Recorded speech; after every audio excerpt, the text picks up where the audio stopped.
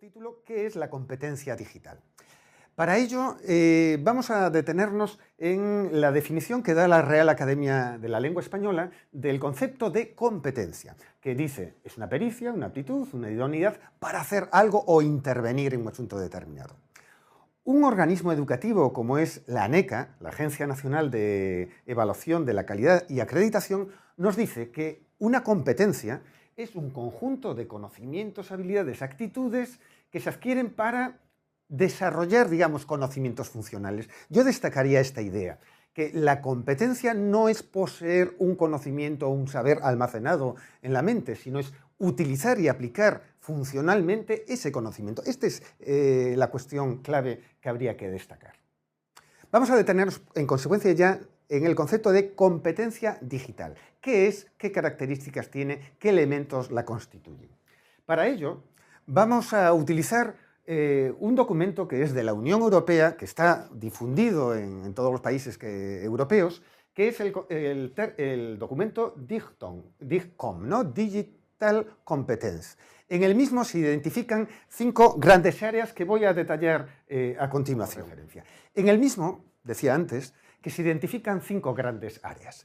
La primera es el área, es decir, que una persona competente en la competencia digital debe saber buscar la información relevante y útil en la red. Por tanto, hay un área que hay que desarrollar en nuestros estudiantes vinculada con la información. La otra es la de la comunicación. ¿Qué significa esto? Pues que nuestro alumno debe saber manejar la tecnología para comunicarse y relacionarse con otros en entornos digitales. Una tercera es lo que pudiéramos llamar el área de expresión, es decir, que el alumno digitalmente competente es aquel que es capaz de crear contenidos utilizando los distintos lenguajes, formatos expresivos de hipermedia, hipertexto, multimedia, audiovisuales que podemos utilizar digitalmente. Una cuarta es que el alumno sea capaz de resolver problemas reales, lógicamente, o lo más similar a la realidad, utilizando la tecnología. Y una quinta es el concepto de seguridad, en el sentido de que un alumno, en este caso un ciudadano competente digitalmente, sabría proteger tanto su equipo como su identidad ante los posibles acosos o perjuicios que nos pueda causar la utilización de la red. Para cerrar un poco estas ideas claves y entrar en el debate dentro de este MOOC, me gustaría ofrecerles lo que pudiéramos llamar unas grandes dimensiones o aspectos que son muy similares, son muy similares a los apuntados. El primero de ellos es lo que pudiéramos llamar el que ser competente digitalmente es dominar lo que sería la utilización de los instrumentos, de la tecnología, ¿no? Por eso lo de una persona que domina o posee la competencia digital desarrollada es que es capaz de utilizar cualquier tipo de aparato digital y no solo la cuestión, digamos, técnica del aparato, sino fundamentalmente los programas, el software que le permite utilizar de forma competente la misma.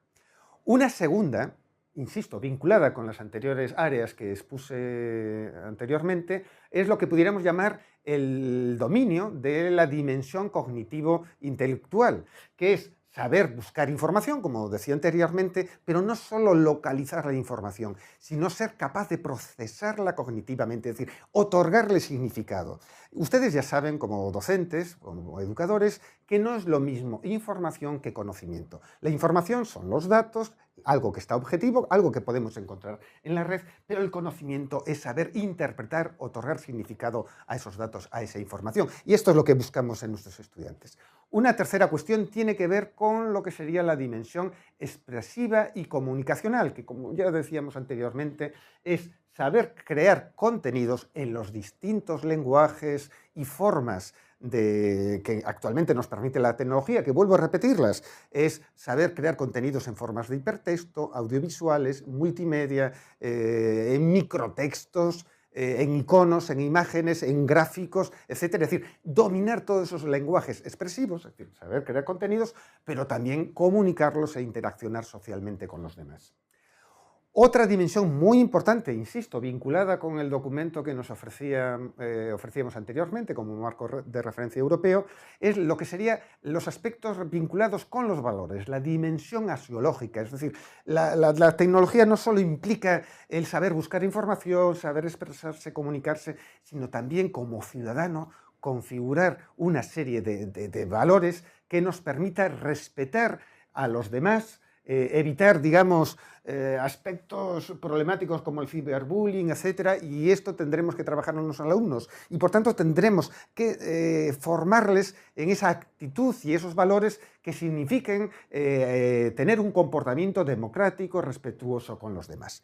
Y finalmente habría una dimensión emocional con la tecnología, que significa, de algún modo, aprender a controlar de algún modo esas emociones bien negativas hacia los demás, en las redes sociales, etcétera, pero también con la propia tecnología y no ser una persona obsesionada y dependiente constantemente del uso de la misma. Piénsese que a muchos adolescentes hoy en día la tecnología se les convierte como un objeto absolutamente necesario para poder vivir desde que se levanta hasta que se acuesta y por tanto tendremos que ayudarles a que ellos también equilibradamente la utilicen para que a veces sepan distanciarse de la propia tecnología y convivir con los demás. Y nada